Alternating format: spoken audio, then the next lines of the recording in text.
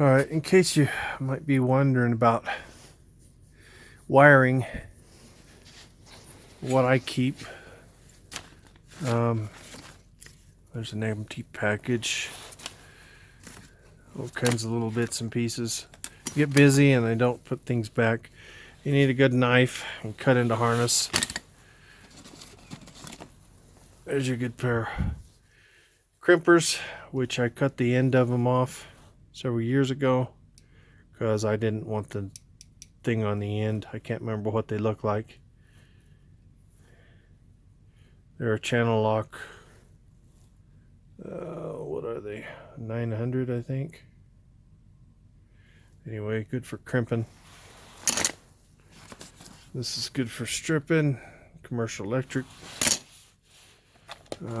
This will be good for your solder wire connectors. And again, the jury's still out on these. I mean, that that solder is very low temperature.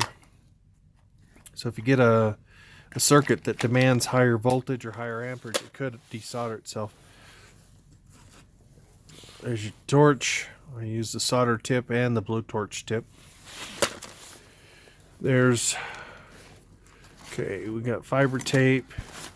There's regular tape in here. These are those ones I was telling you about, heavy wall adhesive line. These are 3-to-1. They do pretty good. There's an extra light. There's some more thick walled tubing. Good for battery cables, various things like that. There's your commercial electric cable ties like on roadkill. There's your regular test light right there. Extra wire. There's some tape down in there. A bunch more of those. There's a big bag of them. These are 2-to-1 thin wall. And let's see, here's a big crimp connector for battery cables. Various things. There's a Nipex. This is just a clamp to hold things. There's a beeping test light right there. There's a big old knife. I don't know if I'd ever need that. I found that in a used car. And there's where the tape actually goes. There's also there's a jumper wire right there. Looks like it's already got a little piece of copper in there for back probing. That's a fuel line, which I don't know why that's there, but okay. And then there's a cheap DVOM in case I need something like that. All tangled up in there. And let's see. Here's a thing of solder, which I keep quite a bit of that. Various pliers, heat shrink. There's dielectric grease right there. There's a convertible screwdriver that has different bits in it. Can't remember who makes that. I think I got it at Ace Hardware a few years ago. It's got 3 Phillips, 3 flat. It's a very handy screwdriver. And looks like that's about it for my electrical stuff.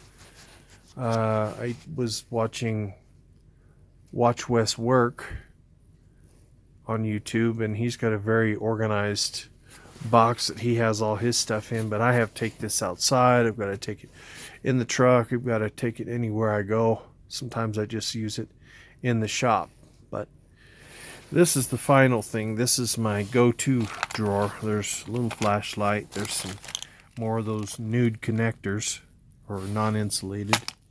There's some insulated connectors. There's some various battery cable tips. That's what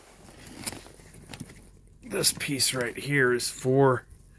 You can actually put that in there and crimp that down with a pair of wrench. Put a wrench on this side and put a wrench on that side and tighten it up against that hole right there.